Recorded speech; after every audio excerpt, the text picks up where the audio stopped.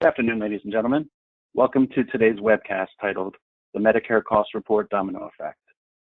If you would like to submit a question to our presenter during the webinar, we encourage you to use the question/chat feature on your webinar browser. Our presenter will address submitted questions and comments at the end of today's webinar. At this time, it is my pleasure to introduce Jeff Wolf, Director of Reimbursement Services at BESLER. Jeff, the floor is all yours. Thank you very much. Welcome, everybody. Good afternoon, and hope you're all staying safe and healthy. Today, we're going to talk about the cost report domino effect. And essentially, what we're going to be talking about is this effect where things that we do in one part of the cost report have an impact and cause changes in other parts of the cost report. A lot of us call that the downstream impact. I call it the domino. Sometimes it can go the other direction. Some of our changes on the A6s or A8s or even the B1s can have an impact on the S's or earlier pages. So it's not just downstream. We're going to talk about some specific examples and some issues that cause us to have to stop and think about how to address and how to properly document these issues.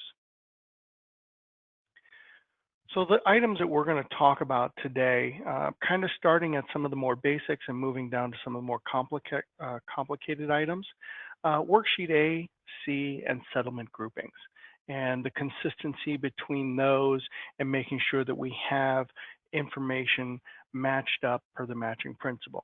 We're going to talk about A6 reclassifications and how those A6 reclasses can impact a significant number of places on the cost report. We're going to talk about some data like the S3 patient days that is used in multiple locations throughout the cost report in making sure we are consistent and reconcilable within that information, because if we change it in one place, it can have an impact later on. We're also going to talk about work paper templates that many people use from their prior year. A lot of things that we do, patient telephones, things like that, where we use the last year's work paper and we just update it for current year. And a lot of times we find that people forget to update every single value. They're updating the general ledger or the revenue, but they're forgetting individual pieces. So we'll talk about that and the impact that that has, obviously, on the current year cost report. Also, we're going to talk about the D-3 and D Part 5. There's an impact of revenue reclasses and revenue allocations that has a potential to leave revenue on the table when you're filing your cost report. So we want to make sure we talk about those, because those revenue allocations obviously have an impact. And then lastly, we're going to talk about cost to charge ratios in our calculations and what are the best ways to handle that. So the first thing we're going to talk about is that Worksheet A, C, and settlement groupings. Again, the whole point of making sure that the groupings are consistent is the matching principle. And the matching principle requires us to have the revenue and the expenditures and the settlement revenue in the same place so that we are matching our apples to apples, if you like. And so as we look at groupings for Worksheet A, Worksheet C, and settlement, we need to understand where we're getting them from and making sure that they're consistent. It sounds simple in concept, but there are some ways that we work with this that becomes problematic. If we use VLOOKUP in Excel, it's only good the moment you do the VLOOKUP. You have to refresh that or reprocess the VLOOKUP if you make a change on your master grouping.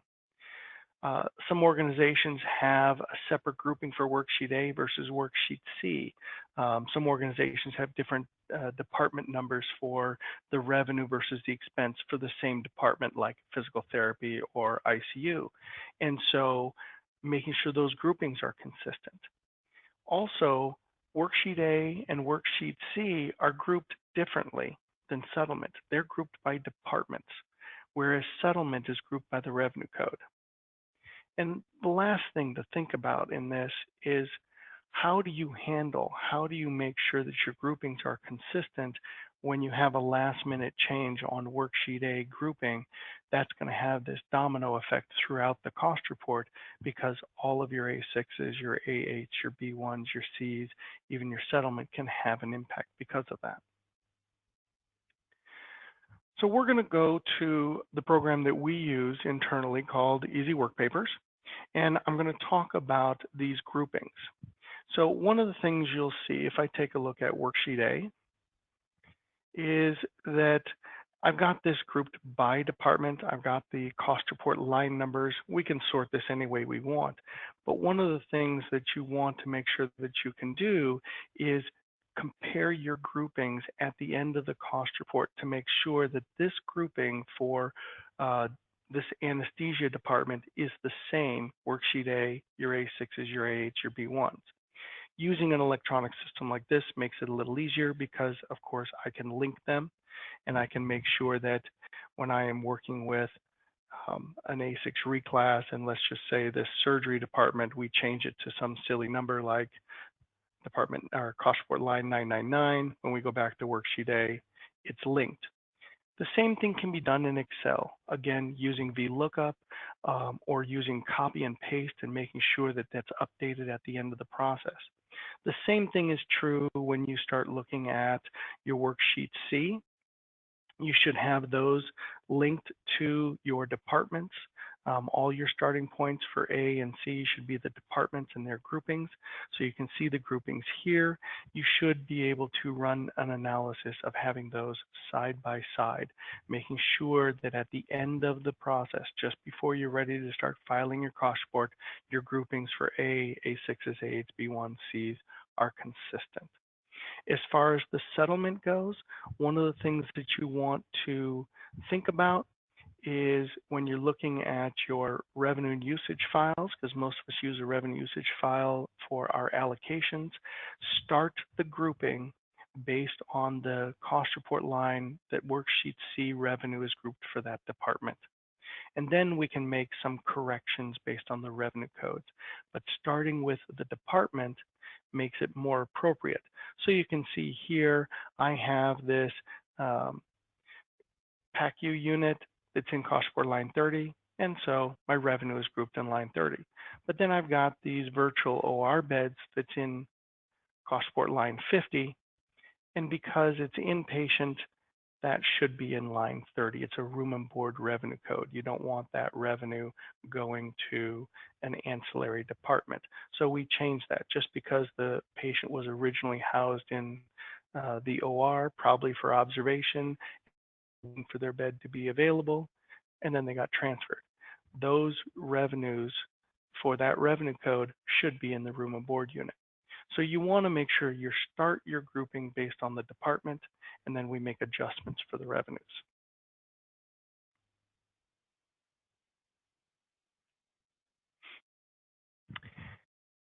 The second issue we're going to talk about is probably the most important one, and that's your A6s.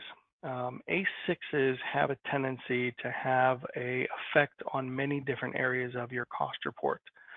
The fact that you're moving expenses from one department to another, or from one cost report line to another, means that, simply put, you have now changed the matching principle on the expense side, so the revenues have to be moved. Well, now you also have to move your statistics associated with the issue. If it happens to be in a room and board type area, now you have days that have to be addressed. If you have salaries, you have wage index. So there are a lot of places that this has an impact on your cost report just by simply having a reclass. So if you think about it, reclasses actually have a problematic domino effect on all of the areas of the cost report. When we talk about the reclasses, they're simple reclasses. Equipment rent is a great example. Equipment rent, on the surface, you might think that's really not going to have an impact anywhere except for my Worksheet A expenses, because it's going up to the capital line, and then my B1 statistics are going to reallocate it down. The problem is that in a lot of organizations, simple reclasses like equipment and utilities have an impact on the next reclass down. So if you think about the next reclass down, could be labor delivery department. There could be rent expense that's already been moved. So you now have impacted your second reclass labor delivery or CT scan or dietary cafeteria. All of those can have a secondary impact or downstream impact from that equipment rent reclass. The utility reclass is the same thing. We're moving expenses up to the operation of plant line from wherever it was booked. And if those departments happen to be part of a subsequent reclass, you'll have a domino effect. Medical supplies, a little more complex than those first two because it's a patient treatment activity. So not only do you have an expense reclass that could have an impact on a secondary A6 reclass, it's also going to affect B1 stats when you talk about your central services and supplies statistic. It's also going to have an impact on your worksheet C. You have to move the revenue associated with those medical supplies to line 71, and it's going to have an impact on your settlement. So you see how this starts getting more and more complex. You can even have what we call common reclasses. And all of the ones that are listed here, equipment, utility, medical supplies, those are all types of reclasses that we call common reclasses. They're reclasses that can affect many different departments. And when you think about your other reclasses like labor delivery, central services, or CT scan, those kinds of things, you're going to find that some of the expenses have already been moved because of these common reclasses. So you need to have a way of identifying that domino effect going downstream. When we talk about more complicated reclasses than just those simple ones or those common reclasses, which are these type of expenses, usually a sub-account or a group of sub-accounts being moved to a place that Medicare wants, we have more complicated reclasses, and examples might be social worker. We usually identify those people by their job code, and we move them to line 17 of the cost report. CT scan could be the same thing. CT scan and multiple locations within the hospital, but we want all that expense in cost report line 57, and so that creates a reclass from those departments to line 57. You can even get even more complex. When we talk about dietary, cafeteria, or labor delivery, now we're not just talking about reclassing an expense or a department. We're now talking about doing calculations to determine how much of a department and how much do we have to split it between dietary, cafeteria. We're actually doing allocations and splits within that. Every one of these reclasses that are on here, the more complicated and the complex, all of them have impact further down the line. So when we talk about wage index, your social worker reclass is going to have an impact. The CT scan reclass is going to have an impact. Dietary, cafeteria, labor delivery, all of those can have impact on your wage index. They can have impact on your B1 stats. All of these can have impact on your revenues. So you can start to see where this gets more complicated in these downstream impacts or the domino effect. So again, I'm going to hop out to easy work papers, and let's talk about these reclasses in the order that we had them. So I'm going to first start with the equipment rent reclass. And the equipment rent reclass is a very straightforward reclass. We're basically identifying all the expenses in these particular sub-accounts. And that happens to be the various equipment rent sub-accounts, and we're moving it up to line 2. And that makes sense, that's great. But as we look down here, there's a labor delivery department that is having $4,000 of expense removed before we get to the labor delivery reclass. So consequently, that's going to create that downstream or that domino effect. So when we look at that, and we start looking at our labor delivery analysis, we need to start thinking about the fact that our Worksheet A other expense is not the starting point for our reclass. It's the starting point for our analysis, but then we have to remove those common reclasses. And you can see that that labor and delivery has a total of $500,000 that's already been removed. So one of the work papers that we create, and remember I talked about equipment rent, utilities is the same kind of issue. We're taking a specific sub-account and moving it to operation of plant. And the same thing is true with chargeable supplies. We're taking specific sub-accounts and moving it to cost for line 71. All of those reclasses, everything that you see from building depreciation all the way down to laundry, those are all types of reclasses that we call common reclasses. They can impact many departments. So one of the things that we recommend to people is that you create a work paper called your Summary of Common Reclasses. And it will identify all of the reclasses that are your common reclasses and the net impact on those departments. So as you can see, my labor delivery, which is a little further down, my labor delivery, there's the $4,000 we talked about with our rent expense. There's $1,000 that was impacted because of utilities. There's $467,000 impacted because of medical supplies, and then another $91,000 because of laundry, giving us our grand total of $563,000.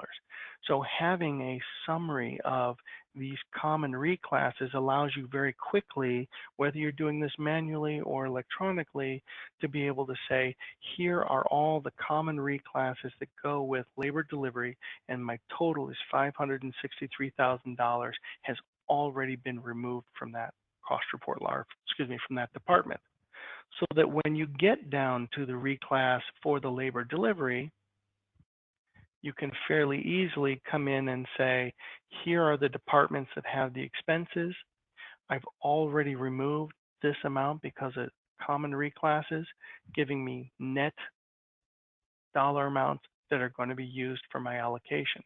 So those simple reclasses had an impact right here on my labor delivery. They're going to have the same kind of impact on dietary because we're pulling 100% of the expenses for that department. And you can see again, there's my common reclasses. So the dietary departments have expenditures, and you can see that some of those departments have common reclasses in them. And as a result, that's the net expense that we're going to allocate for our reclass.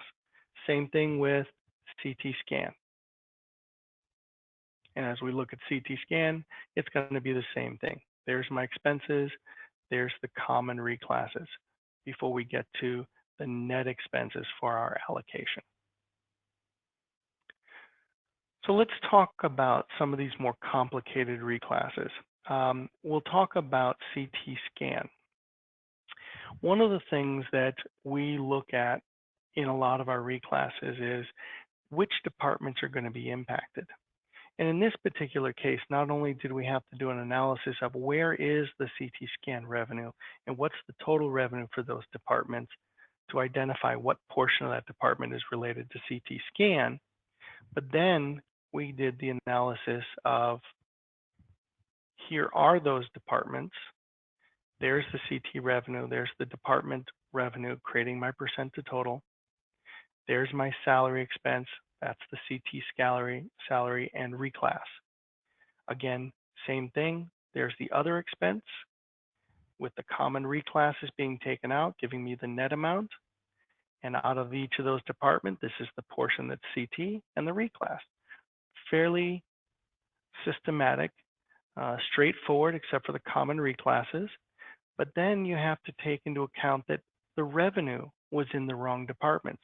Specifically, this ED imaging services, most of it is in line 91, and that needs to move up to line 57 for the matching principle. So we have inpatient, we have outpatient revenue. Those are going to affect my worksheet Cs. You're going to have hours. This is going to impact your wage index because you're now moving expenses, salaries, and so you have to identify the hours that go with it as part of that reclass. You also have the issue of square feet because we're moving a portion of those departments. The statistics have to move with it. So you can see that we're doing all of the analysis related to one issue in one place. And the advantage to that is you know what the issue is, you're dealing with it on all the impact downstream, and then you have one work paper that you can start to validate your B1, your worksheet C, your wage index 2. So in our case, if we take a look at B1, here's the square footage, and you can see there's the square feet of our original. Here's our CT scan reclass, and I'm just going to hide the lines that are blank in this column, and you can see there's the original square feet, there's the portion that's CT scan, and the reclass. Whether you do this in an electronic format or whether you do it in Excel, copy and paste, VLOOKUP, or work paper reference, you need to have a process to identify and bring the downstream impact to the correct work paper. The thing that we recommend is that single analytical where you do all of the impact of this issue. The issue is CT reclass. And so we deal with the salaries, the other expense, the revenues as we go further over, the hours, the square feet, whatever else gets impacted. We do that all in one place, so that work paper we can just copy and paste down to the other locations. And this is an example where we're just taking a portion of the existing department and moving it. In other examples, like labor delivery, again, we do an analysis to say which departments have the revenue for both, and you can see we got commingled labor delivery and OB, we have commingled nursery and OB, and we have commingled labor and delivery and OB again. So all three of those departments are going to be part of our reclass. And when we open up that reclass, again, we do the analysis. In this case, we're creating a percent to total based on the revenue to identify where it belongs. We're identifying the expenditures from worksheet A and doing the allocation. That's the decrease side of my A6 reclass. That's the increase side of my A6 reclass. Again, it gets a little more complicated because now we're taking the other expenses and we are reducing by the common reclasses to get our net, and then we're reallocating the net to the departments. You notice it's 100% allocation per the percent of total, and so the total dollars in those original three departments is the same dollars that's been reallocated, and that creates my net other expense. We're doing the same thing again. Now we have a revenue impact. So that's going to be my revenue reclass. I have hours, I have square feet. I may even have nursing admin because these tend to be nursing departments. There might be a nursing admin reclass that needs to be incorporated. So you want to have on these analyticals for A6s all of that downstream impact so that you can check it. And again, checking it means going to the actual reclass or the downstream and making sure that, yes, these are the numbers per that analytical that I am going to be moving in now this statistic. Or if I go to worksheet C and I look at my inpatient revenue, I'll have not only my medical supplies, we talked about that reclass of expense, but now I have the labor delivery, the CT scan. So all of those downstream impacts you need to make sure that are accounted for.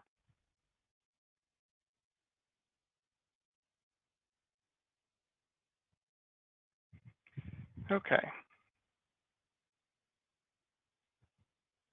So as we move on, we're going to talk about some issues that seem fairly immune to the domino effect. And there are certain data that we use in the cost report that on the surface might seem like they don't really have a direct impact. Days as a great example. The days don't change after your fiscal year end. Your GL might, audit adjustments, things like that, but the days shouldn't change. patients have been discharged, patients have been seen, the rooms are what they are. But they're not part, and they're not normally part of cost reclasses. And both HFS and CompuMax take care of the flow. For some of your B1 stats, you can actually say, use my S3 patient days. So a lot of that makes it seem like these kinds of data elements wouldn't be impacted by domino effect. But there are issues with that data. One good example with patient days is, where did the data come from? There's multiple locations that you can get the patient days data from. You can get it from your revenue and usage file. The units there should represent days for those revenue codes that are room and board. You have a midnight census. All hospitals take midnight census, and those are summarized up, and that gives you patient days. You can also get the patient days from your billing system. These are all the patients that were discharged during the year, and you can get their patient days. Each of those is going to give you slightly numbers. And so you need to be aware, which data source am I using for patient days? And you want to be consistent, because that'll have a downstream impact. If you're using patient days on S3 and you need to use patient days for your meals statistic calculation, you need to use the same patient days. If you use a different data source, you're going to have an incorrect value on your cost report. Do we ever make adjustments to patient days? So we should always start with what's on worksheet S3 as our basis for our numbers, but we make adjustments. Observation, we move those around. Labor delivery, we have to move those as well. Those kinds of things you need to account for. You can even have an impact on your B1s of using patient days to calculate the meals, but certain departments like nursery would be excluded from that. So again, you'll want to start with your S3 days, exclude nursery, have a column to identify that, and then go forward with the patient days, excluding nursery, do your calculation, 2.5 or 2.7 meals per day, whatever the number is, and you can get your patient meals. But show all of that. What else is impacted that's not handled through HFS or CompuMax? I said a lot of times statistics are impacted. A6s, if you have room and board, some hospitals have specialty ICU that is being handled in multiple departments and needs to be carved out. Well, those days have to be moved with it. So there are other places that are going to be impacted by patient days that needs to have this domino effect. Templates. There are a lot of places in a cost report where we have one-off items. My favorite examples are patient TV or telephone, interest expense, and even sometimes the dietary cafeteria meal split percentage.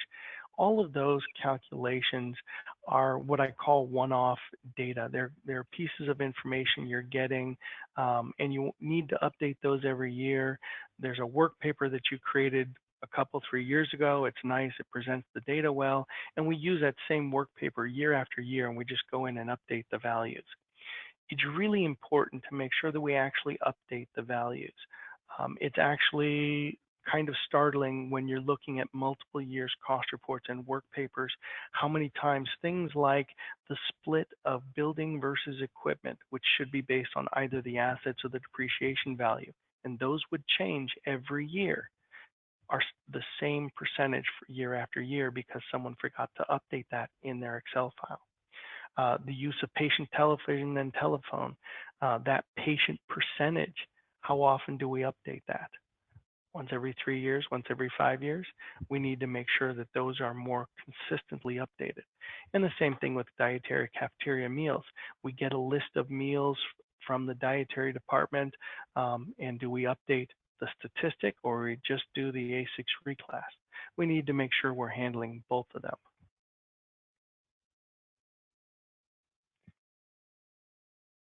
When we talk about the settlement charges, most providers use their internal revenue usage file. grouped by department, and then use revenue codes that are specific that need to be changed. Drugs, supplies, implants, observation, the list can go on. But there are some other items that impact these allocations that you need to be aware of, because the PS&R revenue, to be appropriate, has to be matched against the same place where the expenses are. So some of the examples that we have where the domino effect is going to be apparent is when we have patients with exhausted Part A benefits. They only have Part B on the PS&R, but all of their charges, all of their analysis is based on inpatient. And we're going to treat them on an outpatient section of the cost report. We cannot put charges to a routine line on a Part B patient. So we need to have some analysis and some impact of these allocations to make sure that we don't try to put dollars to a routine line on the D Part 5, or the other way around.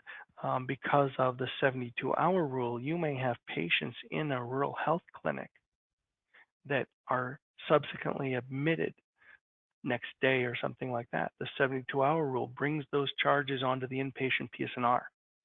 We can't have inpatient revenue for an RHC on the Worksheet C or on settlement. And so consequently, we have to identify those and carve them out. Those reclasses of these types of patients is going to have a domino effect between our Worksheet C and our settlement.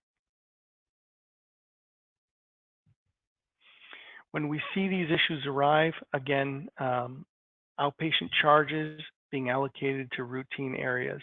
That's both the inpatient Part B and the observation issue.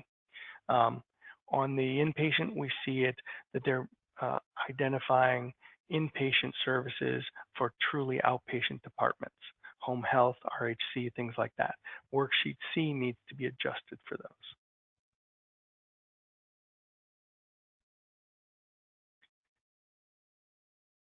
If you don't review those and you don't identify them, they'll leave charges on the table. And while most of us are PPS providers, it does have an impact on rate setting for years down the future. So making sure that those revenues are not unaccounted for in your settlement is going to be important.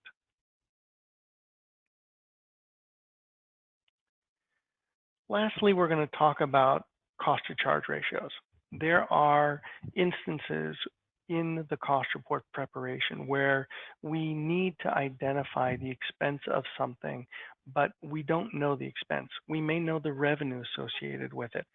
Medical supplies, sometimes we don't have a good separate sub-account for the medical supplies versus the other non-chargeable supplies. Or you might have intercompany lab services where you have to carve those expenses off of hospital A and add them to hospital B. Identifying the cost of your health care services provided to employees. We don't know the cost because it's commingled, but we do know the charges. In all of those examples, we usually use some sort of cost to charge ratio. The problem that exists with that and the domino effect that happens is that we use a cost to charge ratio, we calculate the reclass, we calculate the adjustment, and by doing that, it changes the cost to charge ratio. So the ratio that we use is not the one at the end of the cost report. Some organizations will use a prior year cost to charge ratio instead because that's static. We can say that's the one from prior year. The problem is we have rate changes, we have grouping changes, we have issues that can change those cost to charge ratios, sometimes significantly from year to year.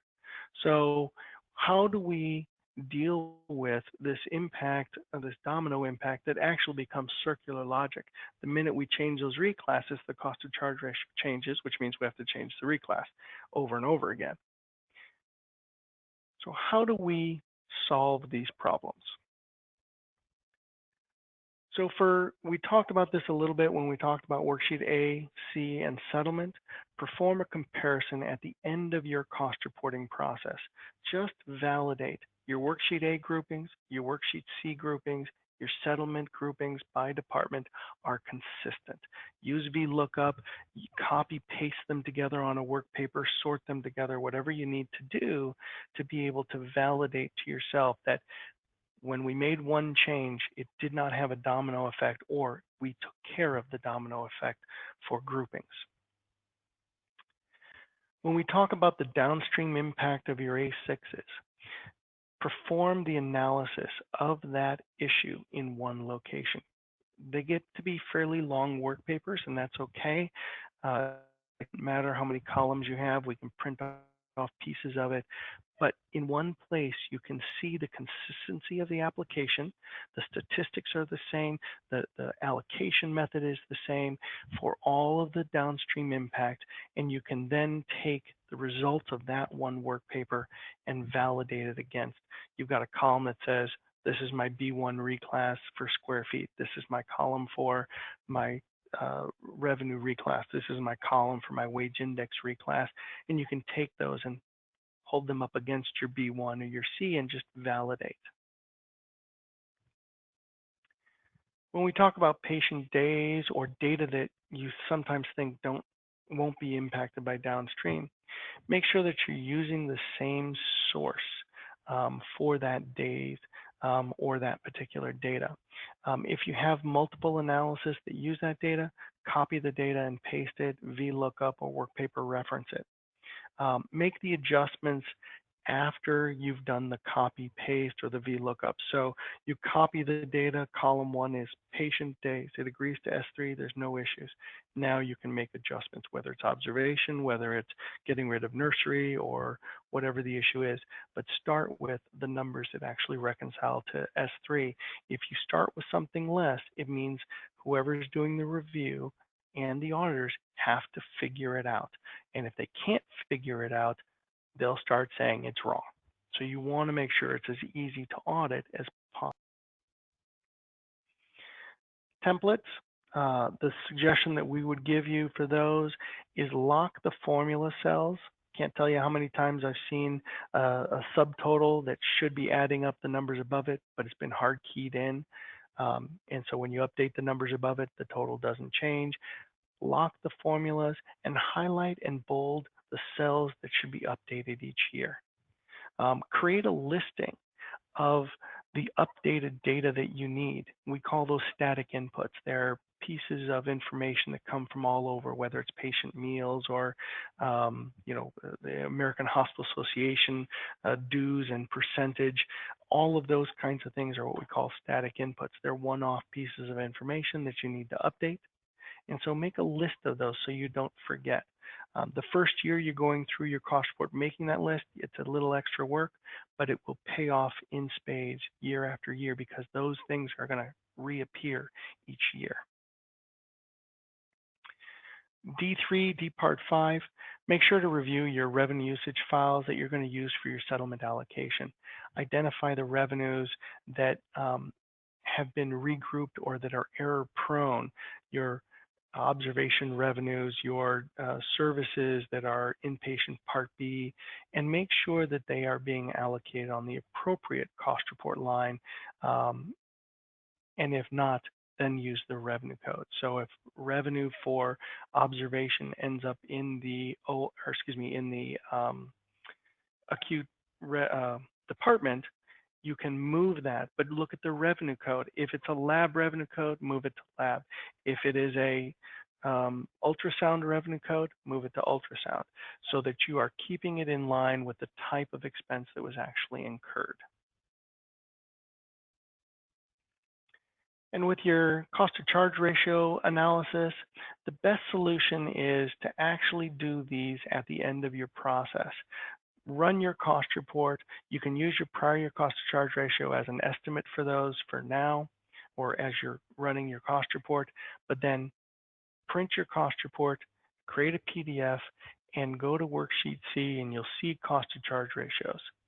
Then use those and update the cost report with those in your analysis. And to be honest, you want to attach that PDF to your work paper, whether it's just the page Worksheet C, or if you're electronically storing it, put the whole PDF for the cost report so you can prove that that was the right number at the time and it was towards the end of the process. Everything else is in there and that is the right value to use.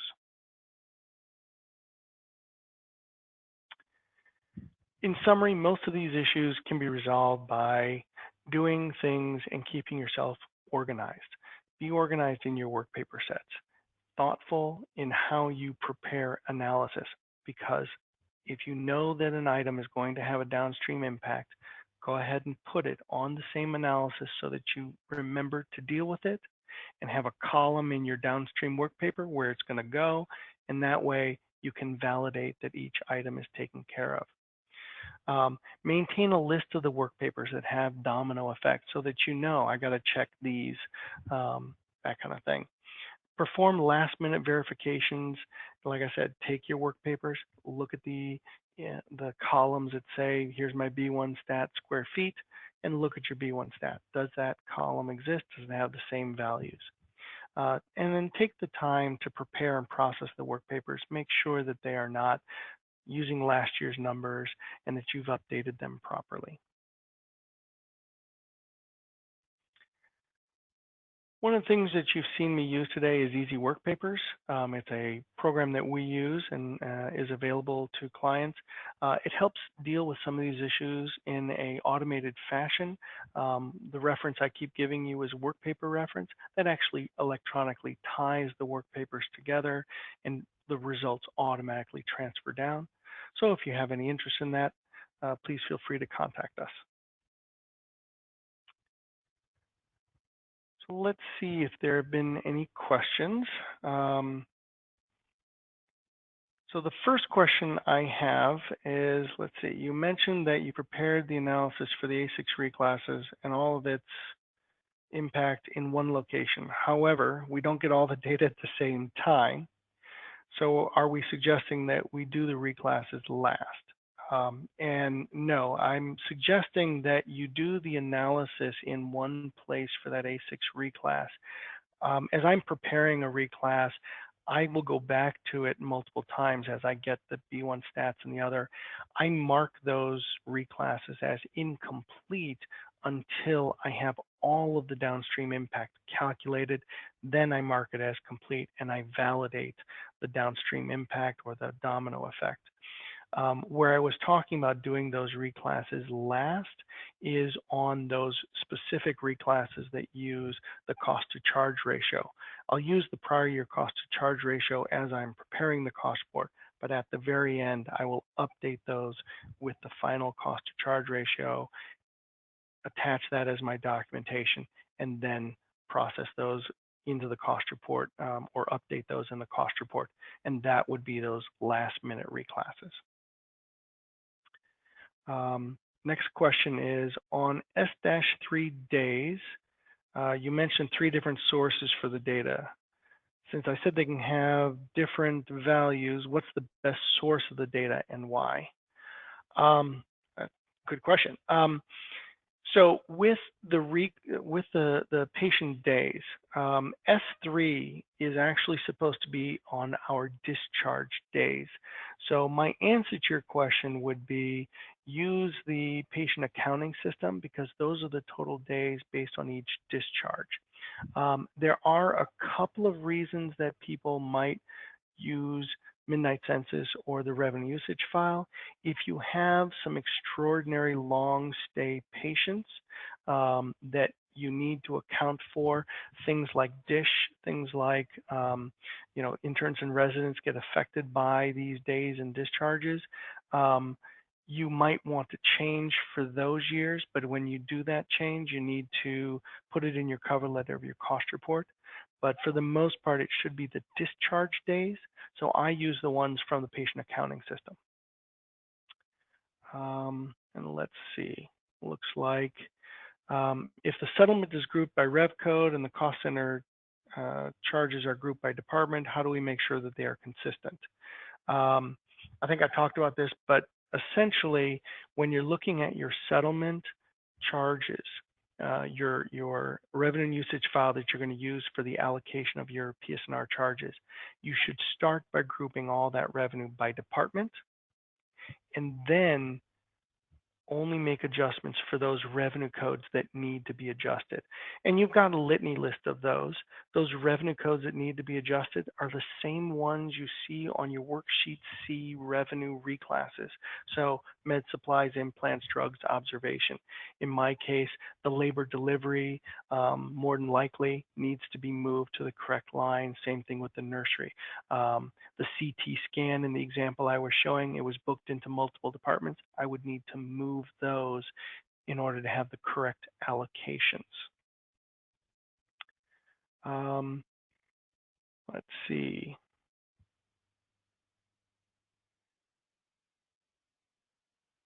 I think I have one more here. Can a cost report be reopened to remove days related to rack adjustments?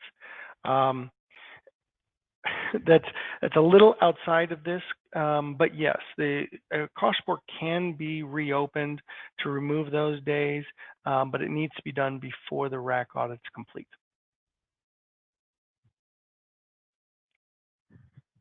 I think that's all we have time for right now. I thank you all for participating or for joining us today.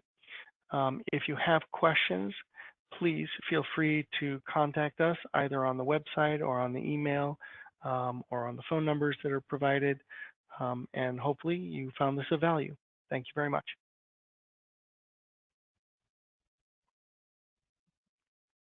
That concludes today's webinar presentation. Thank you for attending and have a great day.